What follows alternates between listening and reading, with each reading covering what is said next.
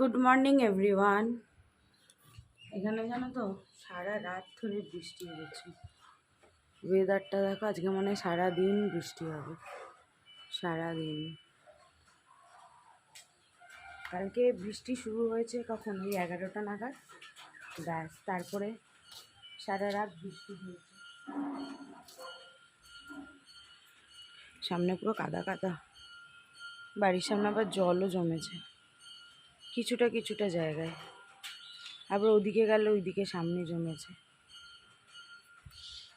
তোমাদের ওখানেও কি বৃষ্টি হচ্ছে?